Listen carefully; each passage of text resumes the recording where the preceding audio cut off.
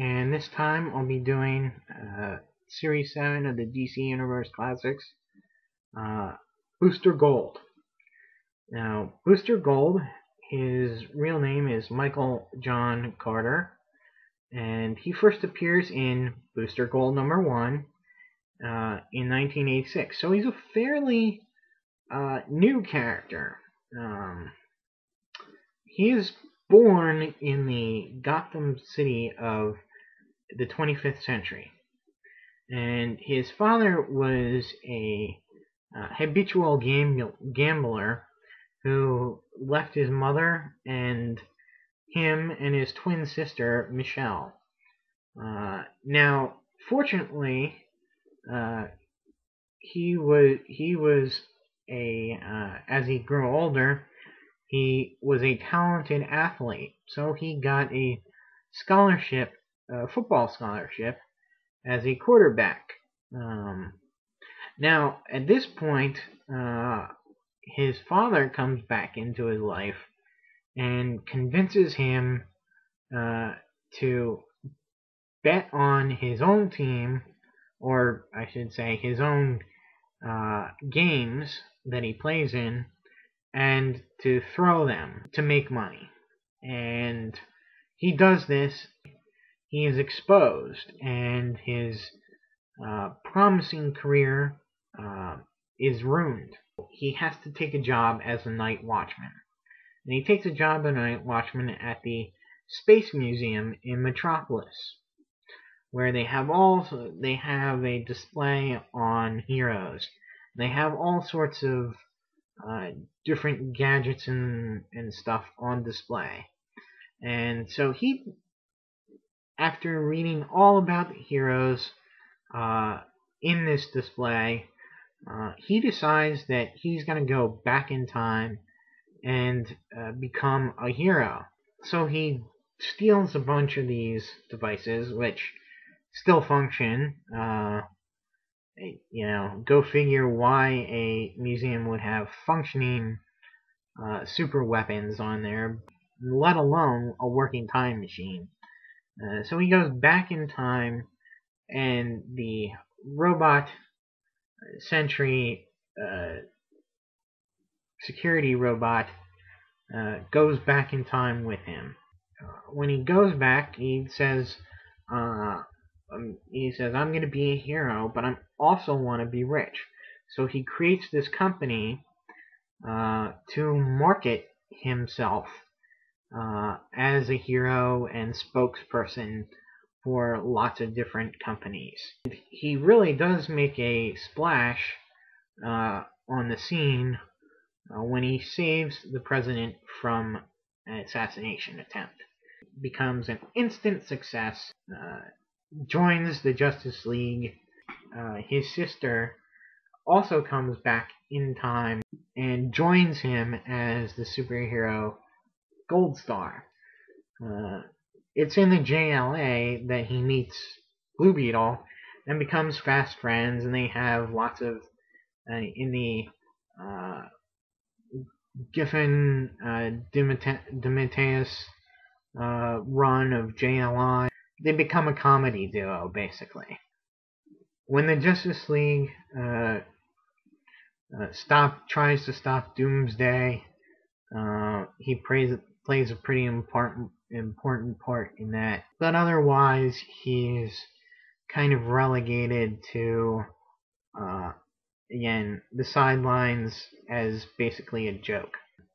Which changes after Identity Crisis, where he decides to retire because of what happened to Sue Dimney. But then he comes out of it to help his friend Ted Kord, the Blue Beetle, try and track down Checkmate.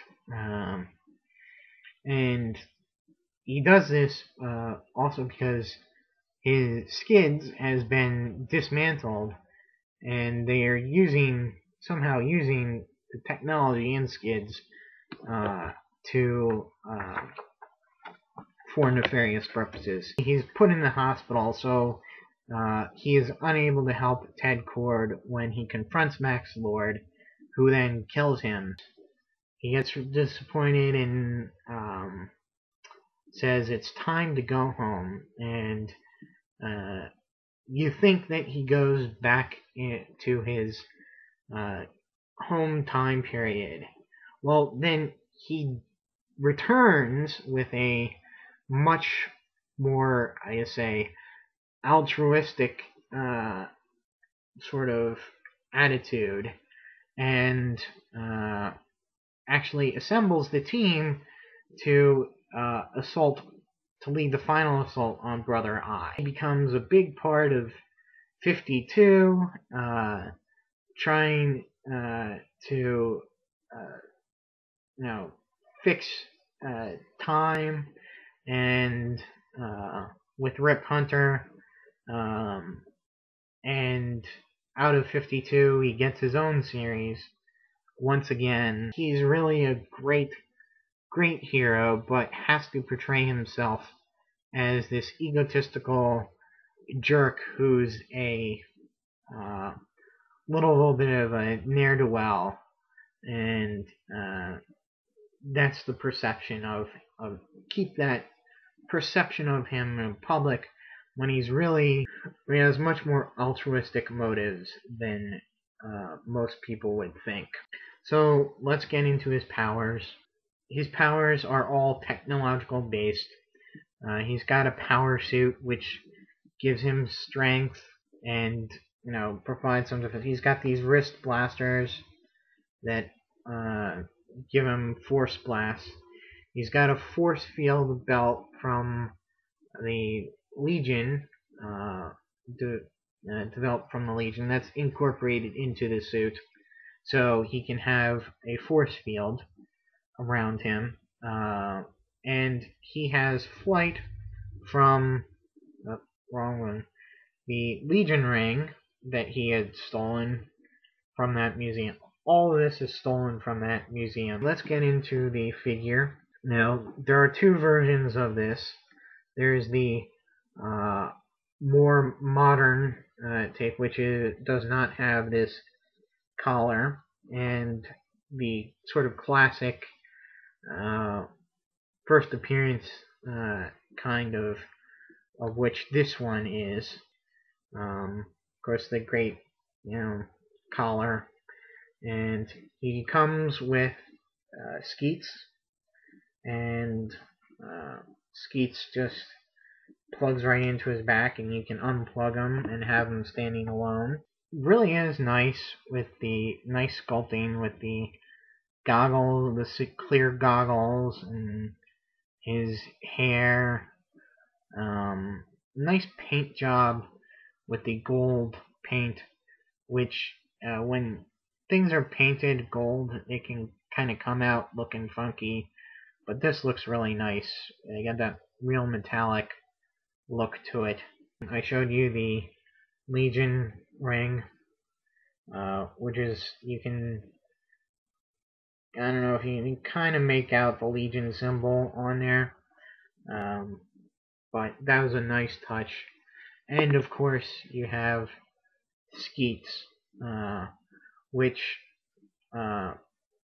if you've read 52, the modern version actually flips up and there's a little Mr. Mind in there. This is a fantastic figure.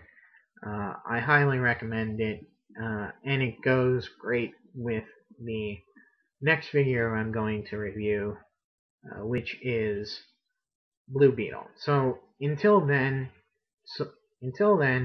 so long.